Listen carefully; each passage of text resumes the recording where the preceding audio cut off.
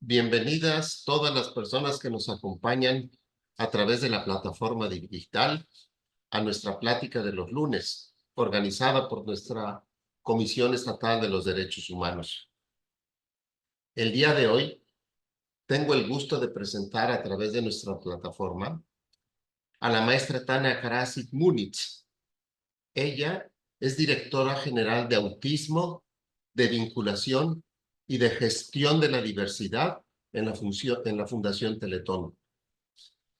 Tomando en cuenta que el pasado 7 de abril se celebró el aniversario de la proclamación del Día Mundial de la Salud como uno de los derechos fundamentales del ser humano, el día de hoy la maestra Tania nos instruirá sobre el derecho a la salud de los niños, niñas, adolescentes y personas con discapacidad.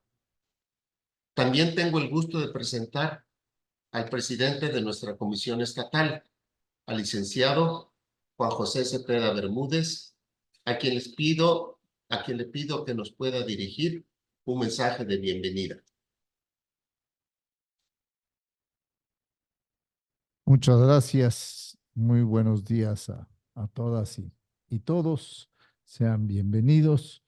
Saludo y agradezco la participación de la maestra Tania Karasik Múnich, quien el día de hoy nos hablará sobre el tema de el derecho a la salud de niñas, niños y adolescentes y personas con discapacidad.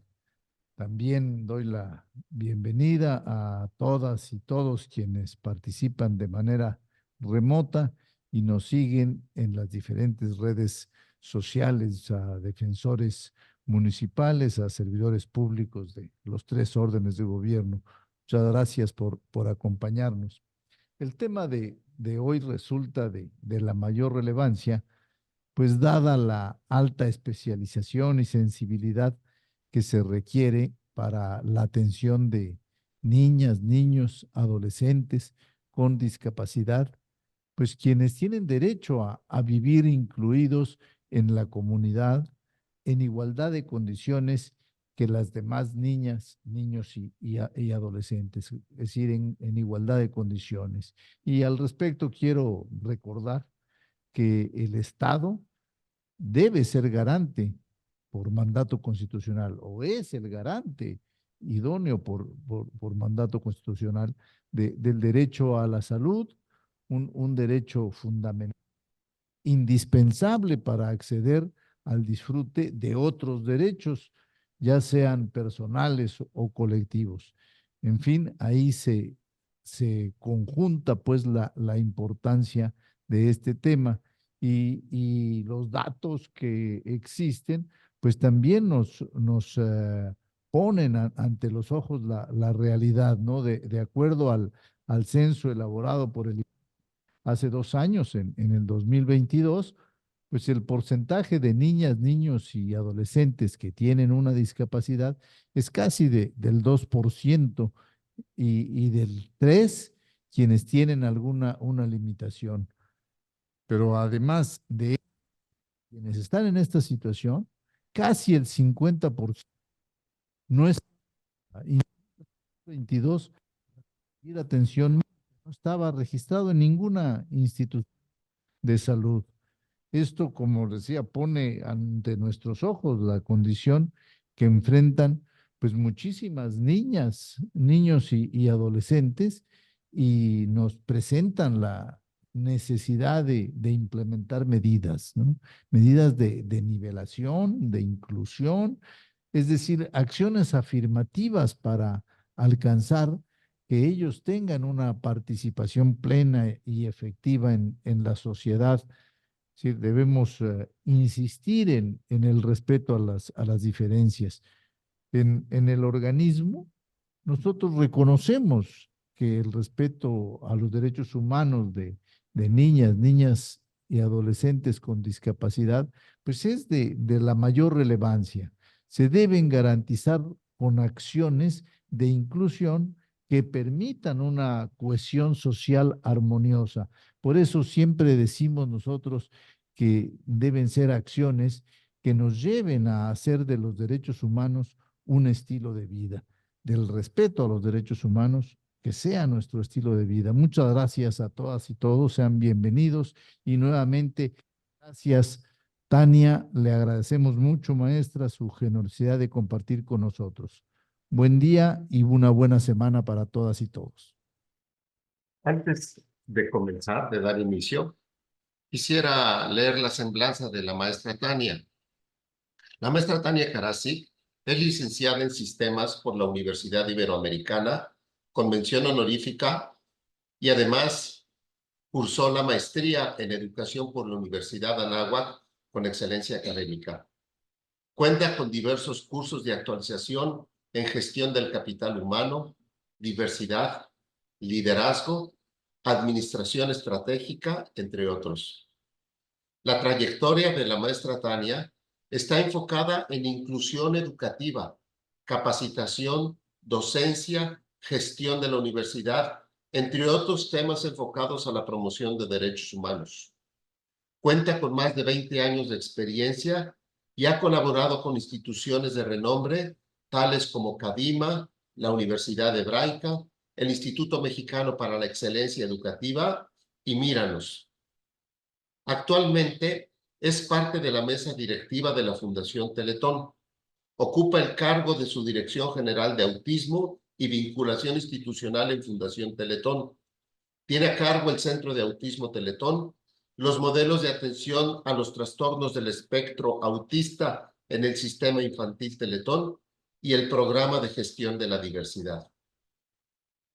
Es responsable de la relación con instancias gubernamentales e internacionales y las alianzas con organizaciones de y para personas con discapacidad.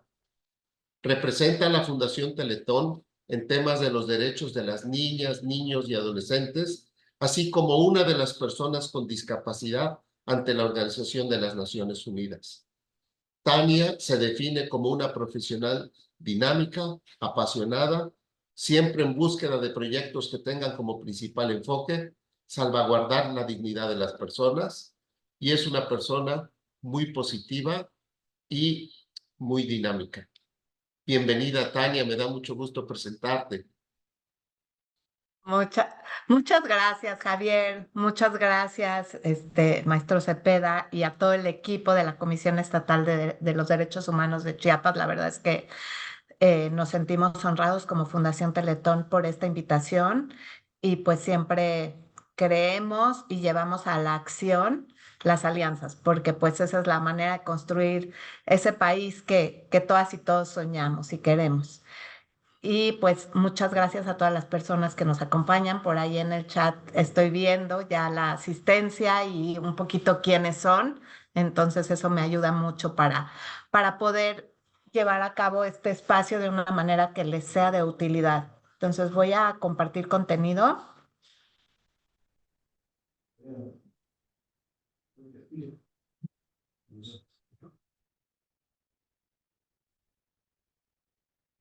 Adiós, bueno, buen día. Entonces, saluda a Beto, mi hijo que le saluda.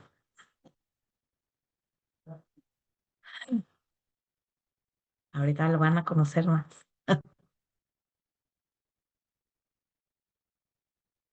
Bueno, creo que ahí ya ven la pantalla, ¿correcto? Gracias, Maricruz, y muchas gracias también por todo tu apoyo.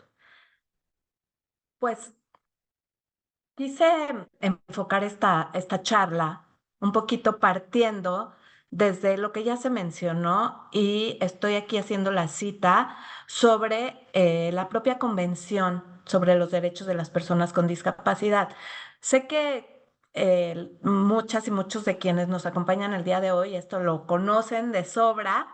Sin embargo, me gustaría puntualizar algunos aspectos y recordar sobre todo pues tener el orgullo y la certeza de que México, por medio de el licenciado Gilberto Rincón Gallardo, fue quien gestionó y promovió esta convención. Y eso es muy importante. Tenemos que acordarnos de eso. Fuimos el país y la delegación que acudió a Naciones Unidas a gestionar esta convención, que hoy en día es la Convención de Derechos Humanos que más países y estados parte han ratificado. Y entonces el artículo 25 pues mandata o establece, ¿no? Este derecho que ya se mencionó, el acceso a la salud sin discriminación por motivos de discapacidad. Sabemos bien que nuestra Constitución es el órgano regulatorio que es la plataforma, base y punto de partida sobre la cual se hace la política pública en nuestro país. Sin embargo, pues tenemos esta ratificación de la convención y por eso es que la menciono. Y quiero solamente recordar y poner aquí sobre la mesa los incisos de este artículo 25. Entonces, primero que nos habla de la importancia, y como lo decía el maestro Cepeda, no sé por qué yo decidí que es maestro, no sé si es maestro o doctor, pero bueno, decidí. Pero como lo mencionaba, pues esto es algo que es responsabilidad del Estado mexicano el poder proveer de los programas y la atención de salud de manera gratuita o a precios asequibles en igualdad de condiciones que las demás personas, es lo que nos dice la convención. Y además, en el inciso B del artículo 25, habla también de los servicios de salud que necesiten las personas por su discapacidad.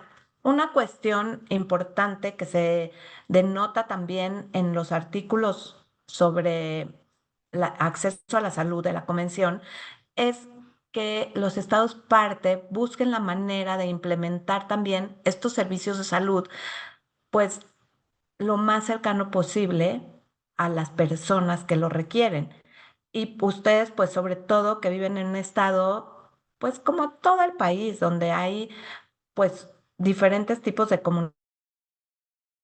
comunidades y que busquemos la manera como estado de hacer llegar estos servicios en cercanía y también en accesibilidad, y no solamente accesibilidad física, sino acceso a la información, incluso pues en lenguas indígenas como ustedes lo saben mejor que yo. Eso es obligación del Estado, así como garantizar que las y los profesionales de la salud tengan un enfoque de derecho al atender a las personas con discapacidad. Y son palabras y términos que utilizamos todos los días, y el objetivo de esta charla es encontrar aquellos elementos que lleven a la acción este enfoque de derechos. Es decir, hablamos del derecho de acceso, hablamos de que las y los profesionales al atender a las personas con discapacidad lo hagan en igualdad de condiciones, pero con un enfoque también derecho humanista. ¿Qué quiere decir derecho humanista? Pues aquí puse algunos conceptos, ¿no? Con dignidad, con autonomía, por ejemplo, que las propias personas con discapacidad, las propias niñas y niños con y sin discapacidad, estén informados de su tratamiento y que puedan también elegir, tomar decisiones sobre su propia salud, así como la construcción de normas éticas que garanticen un enfoque y un apego a derechos humanos en la atención de la salud. Por supuesto, en el artículo 25, en su inciso D, también se habla de que los estados partes se comprometen a implementar política pública federal, estatal y local que prohíba la discriminación. Y aquí las comisiones pues juegan un papel bien importante, y los mecanismos son quienes de una manera independiente pueden ejercer una contraloría, pero sobre todo lo que están haciendo aquí hoy y lo que hacen todos los días, que es no solamente de una manera punitiva o de vigilancia, sino también construir, porque decir prohibir la discriminación, sí, pero ¿cómo? ¿Cómo se implementan estas garantías y estas acciones para que la discriminación no exista? Iba a decir que sea cada vez menor, pero realmente lo que buscamos es que no exista. Y, por supuesto, impedir que se nieguen servicios de salud o de atención a la salud, e incluso seguros. La convención habla de aquellos países, como es el caso del nuestro, donde existen estas figuras de no solamente seguridad social, sino también de seguros privados, importantísimo que no se pueda negar el acceso a esta seguridad por condición de discapacidad. Entonces, este es un punto de partida, es una plataforma. Estoy segura que la mayoría de quienes están aquí hoy lo conocen y mejor que yo. Sin embargo, a lo largo de esta sesión, lo que quiero ir haciendo es reflexionando sobre algunos conceptos e ir descubriendo algunas de estas prácticas que podemos llevar a cabo y compartir con las personas e instituciones con quienes día a día colaboramos. Y para empezar, y como es en la mañana, pues de pronto ustedes van a decir, ¿y ahora qué pasó? Se confundió de presentación y se le metió ahí una imagen. Y en esa imagen, ¿qué vemos? Pues vemos unas deliciosas enchiladas. Yo la verdad es que como tengo oportunidad de dar diferentes sesiones en nuestro país, me gusta aprovechar y entonces llenar mi recetario. Para lo cual, el día de hoy, quiero pedir brevemente si en el chat me pueden poner y me pueden compartir su mejor receta de enchiladas. ¿Qué le ponen a sus enchiladas? Y así yo voy llenando mi recetario, pues yo también quiero aprovechar. Les voy a dar unos minutitos para que en el chat, que lo voy a ver, me podrían compartir unas sabrosas enchiladas. Seguramente habrá algunas locales chiapanecas, pero quizá alguien tiene alguna mamá, algún cónyuge, amiga de otro estado. ¿Qué le ponen a esas enchiladas? A ver, para romper un poco el hielo.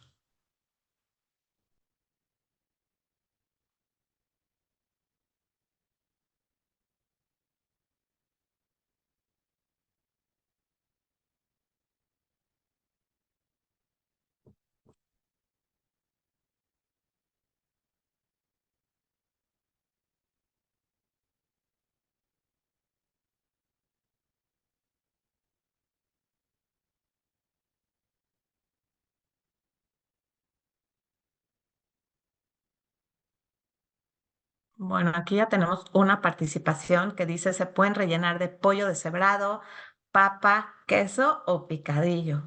Qué rico.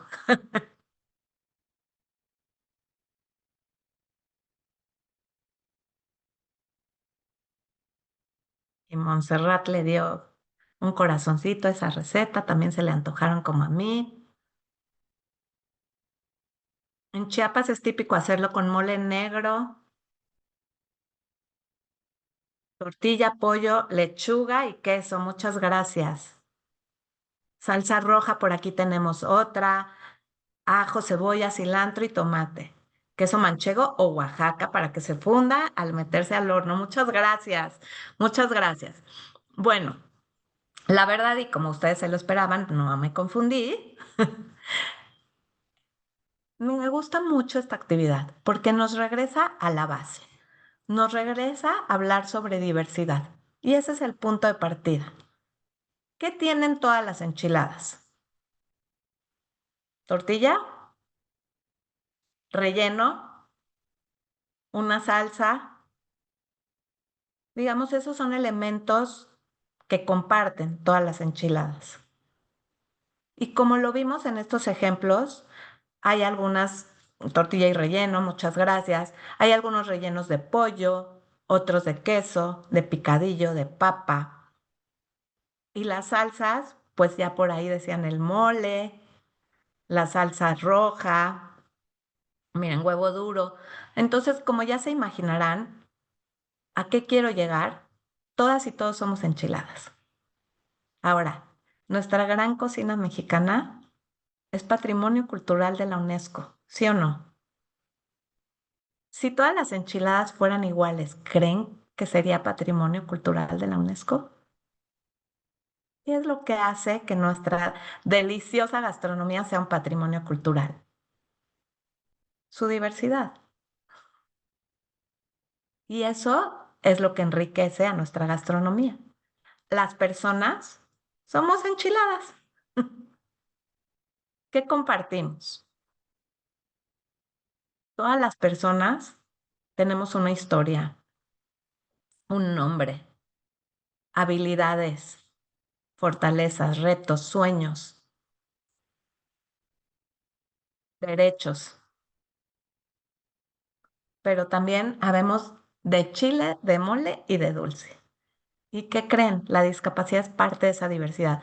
Y sí, sí nos ha costado mucho trabajo como sociedad entender eso. Lo podemos entender conceptualmente, pero a la hora de llevarlo a la práctica, de verdad nos cuesta mucho trabajo. Nos cuesta mucho trabajo poner una mesa donde haya lugar para todo tipo de enchiladas. Y de eso va el día de hoy. ¿Cómo vamos? ¿Les hace sentido?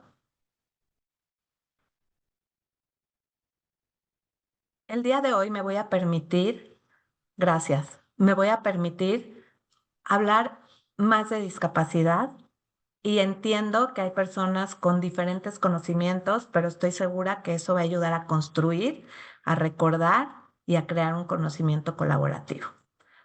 Cuando hablamos de discapacidad, ¿qué es lo primero que quiero repasar, recordar o visibilizar?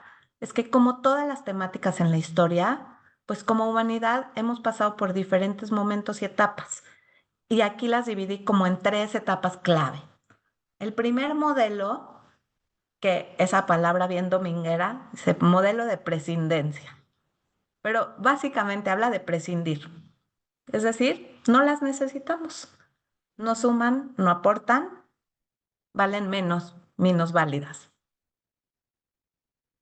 Históricamente después pasamos al famoso modelo asistencial, que yo lo voy a caricaturizar un poquito en este momento, pero el modelo asistencial dice, pobrecitas, están malitas, algo les falta, algo no saben hacer, y como somos bien buenas personas nosotras y nosotros, vamos a ayudarles, porque pobrecitas, hay que cuidarles, son de cristal, vamos a protegerles y vamos a hacer lo posible para que tengan un desarrollo, un poquito mejor vida y no nos hemos preocupado ni pensado en qué pasa con este mundo. Digamos, eso es históricamente el modelo asistencial. El modelo asistencial parte de la caridad entendida como quien no tiene discapacidad va a ayudar a quien sí la tiene porque es un objeto de cuidado. Ahora, yo lo caricaturicé y cuando lo decimos suena terrible. Sin embargo, entendamos históricamente que es un cambio importante. Es un cambio importante pasar de decir, qué terrible es un castigo, aléjate, enciérralo en la torre de la Catedral de Notre Dame, a decir, bueno, pobrecita, quizá le puedo ayudar. No es donde queremos estar. ¿Por qué? Porque el enfoque de derechos nos invita a entender que las personas con discapacidad no son objetos de cuidado, sino sujetas de derechos, donde es importante que no solamente son definidas por su condición de discapacidad, sino que también tienen talentos, tienen deseos, tienen un nombre, un apellido, una historia, como las enchiladas y como todas las personas. En este cuadro tenemos un poquito más de información. Es un cuadro donde tenemos 3 columnas: prescindencia, médico asistencial y enfoque de derechos. Prescindencia habla de la antigüedad clásica, ve a la discapacidad desde orígenes religiosos como un castigo y excluye a las personas con discapacidad, ya que considera que puede prescindir de ellas. En médico asistencial, en la columna, empieza alrededor del siglo XX, entiende a la discapacidad como una enfermedad y, como lo dije previamente, son objetos, yo pondría objetos de caridad porque eran más bien entendidas como objetos, en la lámina dice sujetos, necesitan ser atendidas y cuidadas. Es en ese momento que sí surge la Escuela Nacional de Ciegos, la Escuela Nacional de Sordos, servicios de educación especial, no solamente en nuestro país, sino en el mundo. O sea, sí es un avance importante. Ahora, ¿qué nos dice el enfoque de derechos? El enfoque de derechos es un planteamiento que surge en los años 2000 y del cual voy a profundizar porque de eso va esta presentación. Porque hablamos de derecho de acceso a la salud y sí, es importante y no hay el acceso, pero vamos a recordar un poquito cómo entendemos a la discapacidad y a las personas con discapacidad desde un enfoque de derechos. Y lo que buscamos es el reconocimiento de la persona como sujeta o sujeto. Ese es el cambio de objeto a persona. Por ende, derecho a tomar sus propias decisiones. Y miren cómo esto, yo sé que la temática de hoy habla también de niñas y niños. Y con niñas y niños, aunque no tengan discapacidad, tendemos también a tratarles como objetos, a tener un enfoque adultocentrista, donde difícilmente hacemos partícipe a la persona sobre su propia atención a la salud. Y desde ahí, estoy hablando de conceptos macro, pero la idea de esta plática es cómo en el día a día, cada una y cada uno de nosotros podemos implementar acciones que vayan transformando. Fíjense, solamente con preguntarle, por ejemplo, a un niño o una niña, hoy necesito medirte y pesarte. ¿Qué prefieres que hagamos primero? Por ejemplo, algo muy básico, como doctora, algo muy, muy básico, pero donde ya estamos haciendo partícipe. O necesitas tomar un antibiótico. Podría ser tragado en pastillas o en jarabe. Eso sí lo puedes elegir. Le estoy poniendo ejemplos muy, muy básicos, pero que van haciendo la transformación en el día a día de un enfoque de derechos. ¿Cómo vamos? Aquí voy viendo el chat. Estudiante de pedagogía, qué padre. Voy a ahondar un poquito en estos conceptos. ¿Y qué es lo que yo quisiera que quedara como muy, muy claro para quienes ya lo tienen, que lo repasen, y para quienes no, pues que asienten estos conceptos? Para entender a la discapacidad desde el enfoque de derechos, me permití hacer un esquema donde tengo 4 círculos. El primero dice, concepto que evoluciona. Y ese me encanta. Me encanta porque nos obliga a estar a la vanguardia, a conocer, a entender y ¿qué creen? A proponer. ¿Por qué no? ¿Por qué no? A proponer, a generar, y ustedes lo hacen muchísimo en la comisión, estos conversatorios, espacios, donde desde las voces de las propias personas, ya sean niños y niñas con y sin discapacidad, ¿cómo quieren ser vistas? ¿Cómo quieren ser entendidas? ¿Cuál es su exigencia? Fíjense aquí, por ejemplo, en autismo, que es el tema que me apasiona, yo generalmente hablaba de que lo correcto era decir persona con autismo, no autista.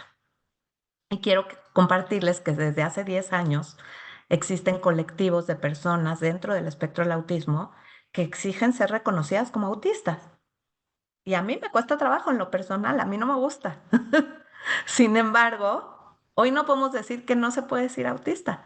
Hoy podemos decir que respeta como la persona quiere ser entendida. Hay muchas personas que dicen, yo no es un accesorio, yo soy autista, porque así es mi neurodivergencia, así es mi forma de entender al mundo.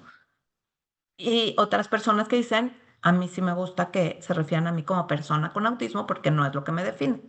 Evoluciona. En el segundo círculo tengo 3 palabras que dicen función, actividad y participación. Y seguramente tengo aquí en el grupo quienes me podrán decir esas 3 palabras, de dónde vienen, de qué documento o qué instrumento nos habla de función, actividad y participación. ¿Alguien por ahí? Por ahí tenemos especialistas, doctoras, doctores, especialistas en discapacidad. Bueno, estas tres palabras hacen referencia a la CIF o la Clasificación Internacional del Funcionamiento. La estoy aquí escribiendo, ¿eh? No crean que para que lo tengan ahí como referencia. Esta herramienta es una clasificación publicada por la Organización Mundial de la Salud y entiende y aborda la discapacidad desde estos tres elementos, donde para mí ahí engloba también históricamente cómo hemos ido entendiendo la discapacidad. Fíjense por qué. Cuando habla de función, habla de la parte biológica de las personas. Es aquello que la persona con discapacidad no tiene o no ha desarrollado al nivel esperado de sus pares. Por ejemplo, si no tiene la capacidad de procesamiento de la información o de solución de problemas o visión. Después nos habla de la actividad. La actividad tiene que ver, por ejemplo, si puede comer o vestirse por sí mismo, si puede ir a comprar a la tienda, ese tipo de cuestiones. Y la tercera habla de la participación, que esa es la que a mí más me gusta y es la que está relacionada con el enfoque de derechos, porque la participación sí está vinculada a la parte bio y psicológica, pero también a la social. Una persona ciega podría participar de esta sesión, ¿sí o no? Yo he procurado describir las imágenes. Por ejemplo, una persona hablante de una lengua indígena podría participar de esta sesión, pues si no tiene una traducción, no podría. Por ejemplo. Entonces la participación, y no estoy diciendo que hablante de lengua indígena sea una condición de discapacidad, estoy haciendo un símil. La participación tiene todo que ver con el entorno. Y voy al tercer círculo, que dice directamente proporcional a las barreras del entorno. Este es quizá el elemento fundamental del enfoque de derechos para entender a la discapacidad, donde la evolución de este concepto nos invita a entender a la discapacidad no como un problema personal o de la familia en quienes lo viven, sino de una problemática social. Fíjense qué interesante. Una problemática social en la que a mayores barreras, mayor será la condición de discapacidad, aunque sea la misma persona. Y a menores barreras para la participación, menor será la condición de discapacidad. Y a mí me encanta eso, porque aquí es donde tú y yo podemos hacer la diferencia. Y no importa quién seas y no importa lo que hagas. Si pensamos en esa mesa de enchiladas de todos los sabores y colores, esa mesa es el mundo y es nuestro país. Y entonces, desde que planeamos algo, pensemos que esa diversidad nos enriquece y que está en nuestras manos el derribar las barreras para que todas las personas puedan participar. No porque somos buenas gentes, no porque pobrecitas, sino porque esa diversidad la queremos poner al servicio de nuestro país, ese talento. ¿Y por qué? Por derecho. Y es por eso que yo te invito a que en vez de que hablemos de grupos vulnerables, hablemos de grupos en situación de vulnerabilidad, que estoy segura que muchas de las personas que nos acompañan así lo utilizan, o vulnerados. Pero el por qué cambiamos ese lenguaje? Porque cuando lo hacemos así, entonces nos volteamos a ver cuáles son cuáles son esas barreras que yo pongo, de qué manera puedo derribarlas. ¿Les hace sentido? Entonces, son 4 conceptos.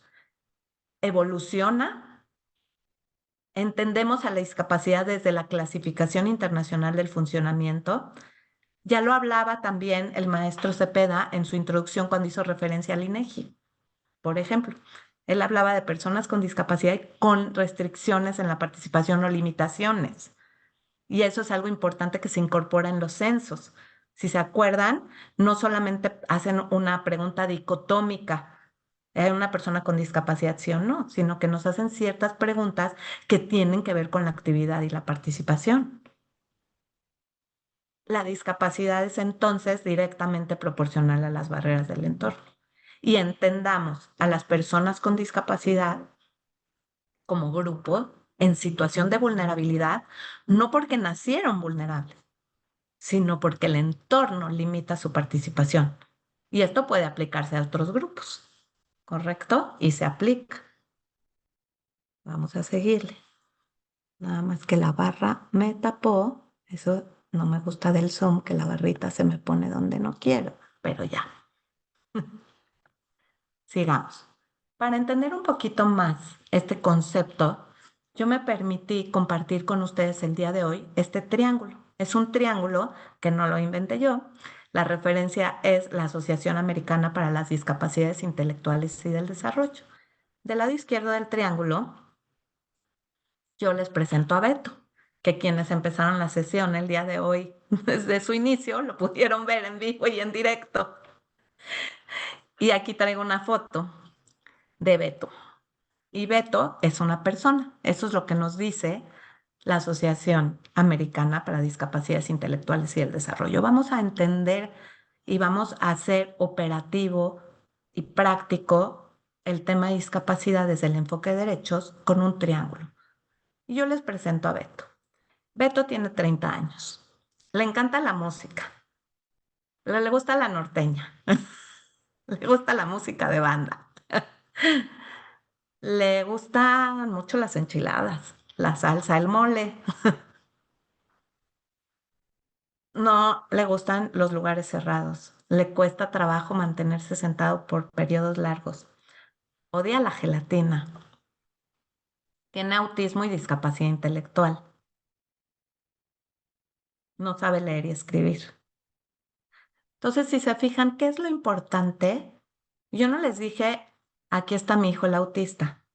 Yo les dije, les presento a Beto. Eso es lo importante. Lo importante primero es la persona. Y también quiero compartirles que tengo el permiso de él para utilizar su foto. Él tiene una discapacidad con retos importantes. Sin embargo, de todas maneras, yo le he pedido permiso y me ha dicho que sí. Pero dirán, ¿qué hay del lado derecho del triángulo?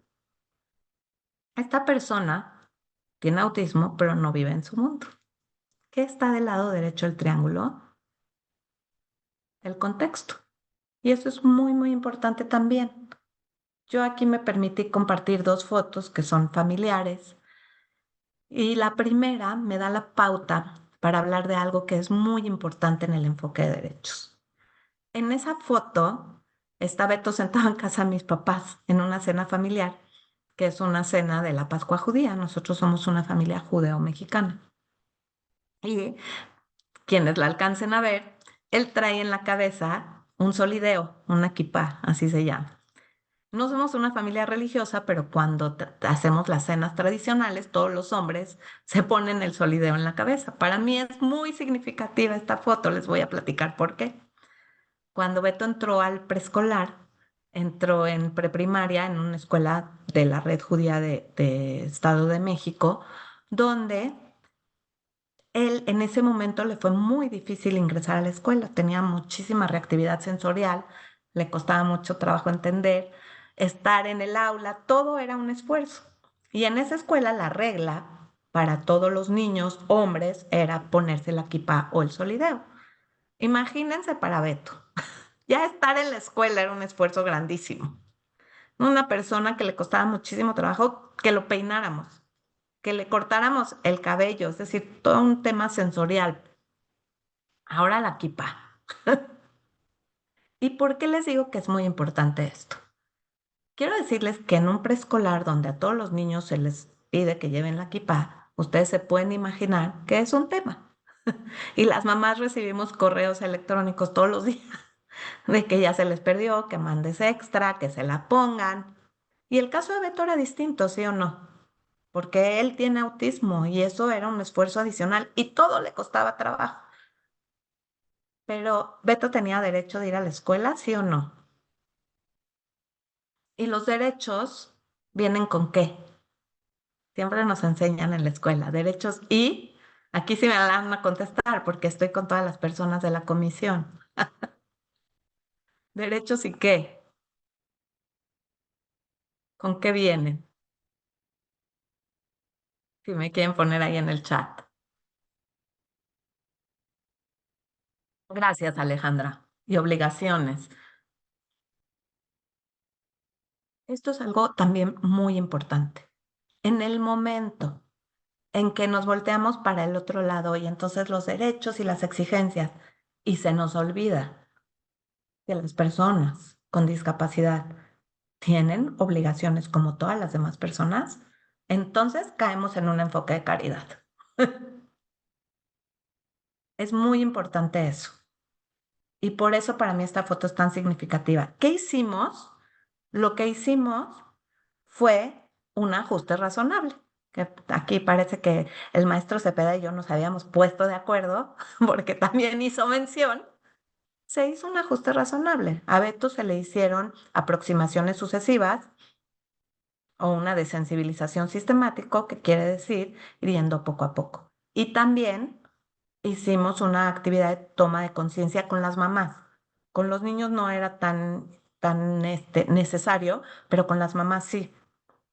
Esta actividad que hice de las enchiladas al principio de la sesión, de hecho, es de la maestra del preescolar de Beto, mi hijo, y así empezamos, y es una recomendación que también les hago. Es muy importante abrir los temas, hablarlos, ser transparente para los procesos de inclusión. Debajo del triángulo, ¿qué hay? Funcionamiento. Esa persona con esa condición, ¿qué es lo que buscamos? Que participe, como nos lo dice la definición. ¿Y qué necesitamos para que participe? Dos cosas. Una, el diseño universal. El diseño universal es buscar la manera de que todas las personas puedan acceder a los productos, espacios y servicios. Y la otra tiene que ver con esta palabrita mágica que ahí viene, que son los apoyos. Entonces, eso es todo el tema en discapacidad. Pensemos en un mundo, en una mesa para todas las enchiladas. Pero habrá situaciones, momentos, personas que requerirán apoyos. La clasificación de los apoyos puede ser intermitentes, permanentes, intensivos, leves. Incluso quiero compartirles, por ejemplo, Beto, cuando lo diagnosticaron hace 27 años, su diagnóstico era autismo profundo. Hoy en día, esa ya no es la clasificación. Hoy en día es nivel de apoyo 3. ¿Cambió su diagnóstico? No, no cambió. Pero fíjense cómo es tan importante, porque cuando te dicen autismo profundo, pues te caes en un hoyo negro, porque dices, ¿y con eso qué hago? O la gente te mira así como con carita de lástima o con cara de superhéroe, y tampoco va por ahí. Pero cuando te dicen nivel de apoyo 3, tú dices, ¿cómo qué apoyos? Y si se fijan, apoyos es una palabra accesible para cualquier persona, no es física cuántica. Y en México somos buenísimas y buenísimos para los apoyos. Y por eso yo también le pedí permiso aquí a un especialista de Guerrero en apoyos y les comparto. Miren, miren qué belleza. Cuando vamos a la playa, como a ti, como a mí, pasa el carrito de los helados, de las donas y se nos antojan, ¿verdad? Pues a Beto también. Solamente que Beto, su lenguaje es difícil de entender. O sea, si tú le dices de qué quieres tu helado, te va a decir de fresa. No cualquier persona le entiende y no lo quiere de fresa. O le dices de qué quieres tu paleta y te dice de limón y aplica igual. Pero aquí nuestro especialista guerrerense le construyó un apoyo. Fíjense, ¿qué es ese apoyo? ¿Es algo especial? ¿Qué es? ¿Lo alcanzan a ver? Es un menú. Es un menú con fotos que generalmente los paleteros lo traen para enseñarte qué tienen y cuánto cuestan.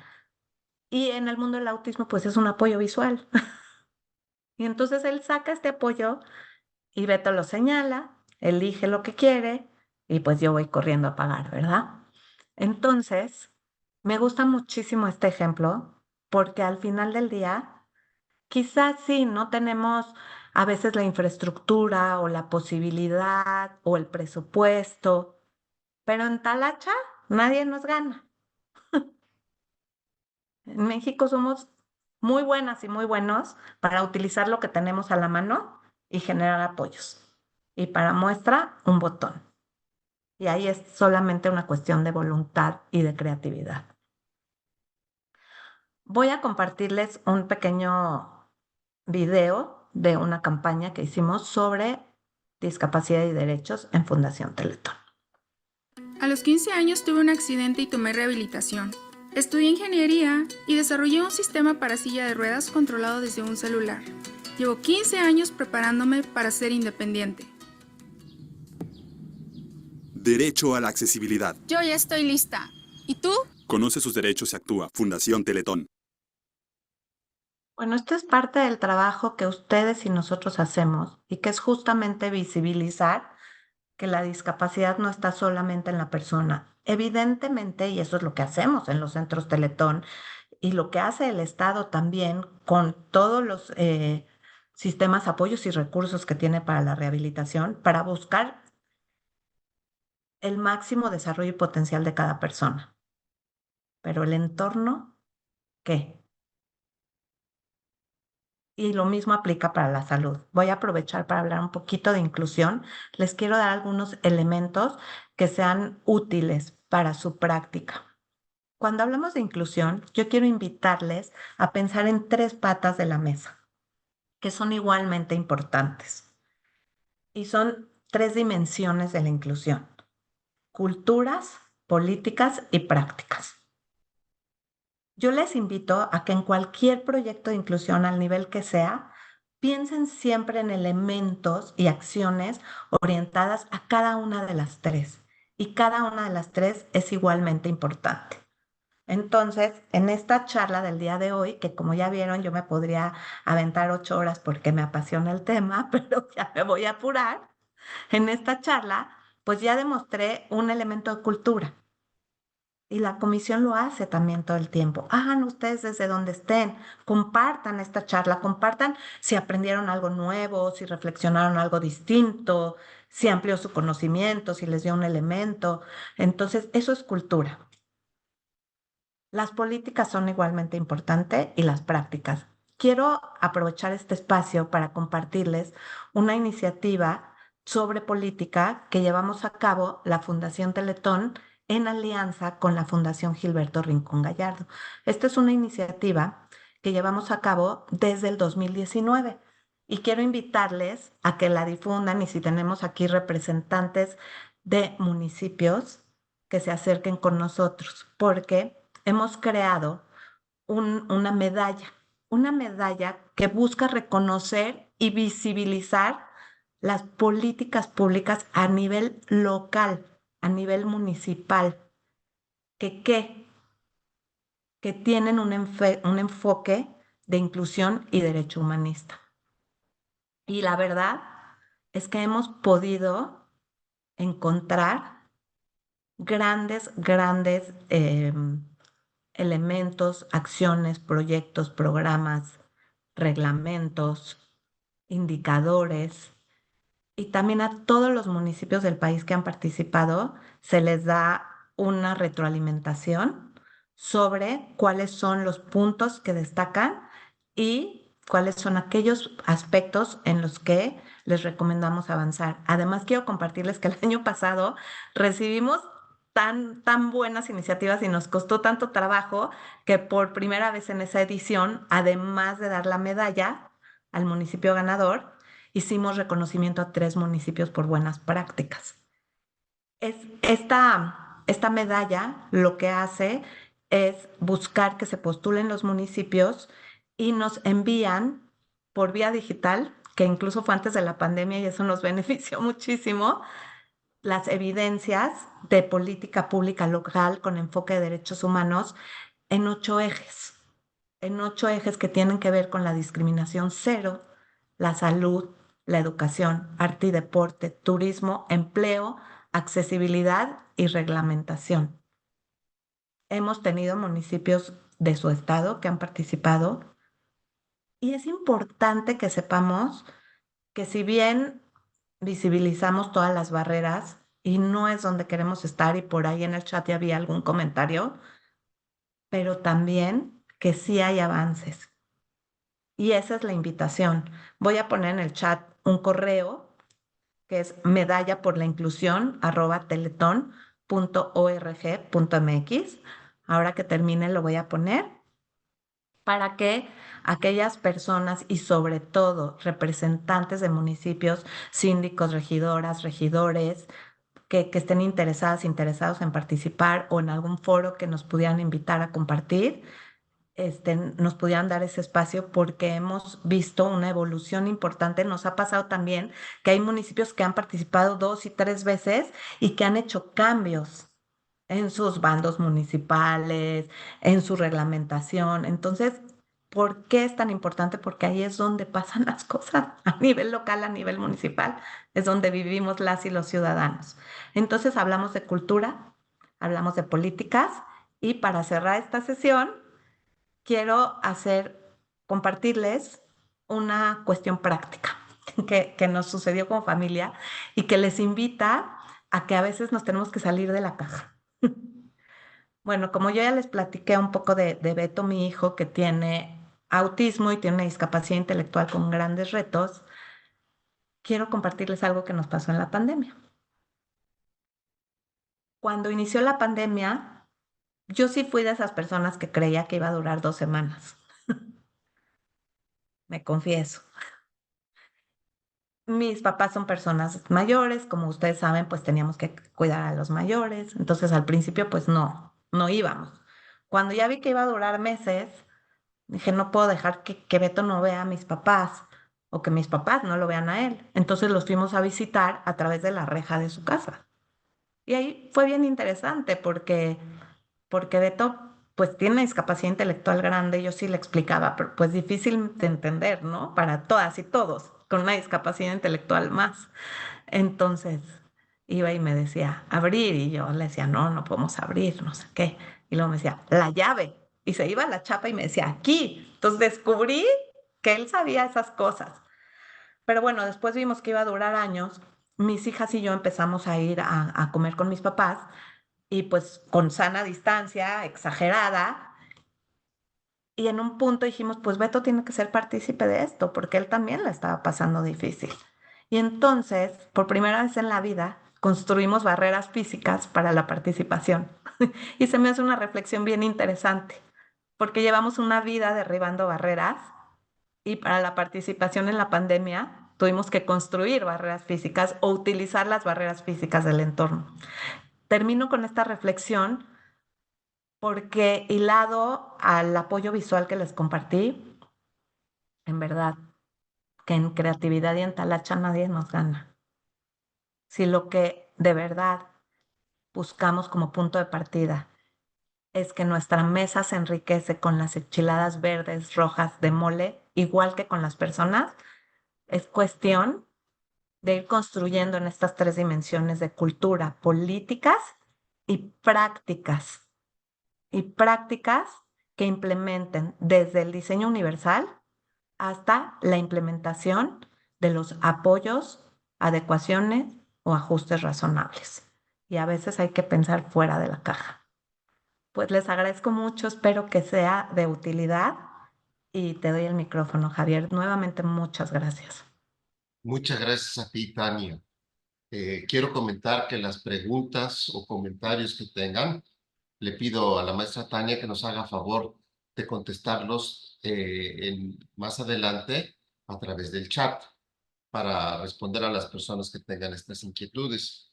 Y por otra parte, quisiera yo pedirle un comentario final a nuestro presidente, al licenciado Juan José Cepeda. Muchas gracias, Tania. Realmente valoro mucho tu generosidad de compartir y quiero decirles que pues yo sí me sumo a los que nos vivimos una inclusión cultural con esta plática. Yo aprendí mucho, creo que he logrado ampliar el espectro que yo tenía en relación a las personas con discapacidad y quiero resaltar de los 4 círculos que nos hiciste favor de poner, Tani. Quiero resaltar dónde veo yo nuestra mayor responsabilidad y es en tener conciencia de que la discapacidad que puede vivir una persona está directamente relacionada a las barreras que nosotros como sociedad le ponemos. No nos damos cuenta, nos cuesta mucho trabajo entender pues la inclusión como es, con el ejemplo que ponías, esa riqueza de la diversidad, de la pluralidad que existe entre todas los seres humanos, entre todas las personas, esa gran riqueza debe, pues, aprovecharse, debe llenarnos a los seres humanos y evitar las barreras que como sociedad hemos construido. Son muchísimas, yo creo que tendríamos que ejemplificar en cada caso, pero me queda muy claro en que tenemos que hacerlo no porque seamos buenas gentes, sino porque así como nosotros también pedimos que se derriben barreras cuando queremos tener acceso a algo, yo siempre he dicho que los trámites burocráticos, esos trámites que no son necesarios, nos colocan en situación de discapacidad. Muchas veces no podemos alcanzar a tener una autorización, un permiso. ¿Por qué? Pues porque los trámites son muchos, complejos y necesarios a juicio nuestro. Entonces, así como nos ponemos barreras burocráticas, así les ponemos a las niñas, niños y adolescentes una serie de barreras porque no los incluimos y como bien señalabas, no los incluimos ni siquiera desde tomarlos en cuenta para preguntarles qué es lo que ellos quieren. La verdad, yo te agradezco muchísimo la plática, esta conferencia que nos hiciste favor de compartir y yo invitaría a todas y todos quienes están participando, quienes tuvieron esta excelente oportunidad. Veo en el chat a más de 70 personas, eso me da mucho gusto, a que nos sumemos a hacer en nuestra vida diaria el esfuerzo para derribar esas barreras que están restringiendo el desarrollo integral completo de seres humanos que tienen derechos iguales que nosotros y que deben ser incluidos y que debemos hacerlo como parte de nuestra vida cotidiana. Yo te agradezco muchísimo.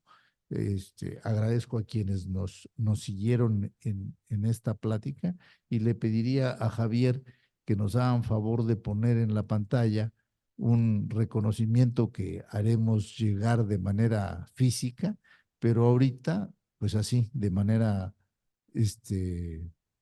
virtual o a distancia, pues queremos expresarte el reconocimiento de la Comisión Estatal de los Derechos Humanos a través este documento que se refiere precisamente a la plática que nos has hecho favor de compartir y de exponer.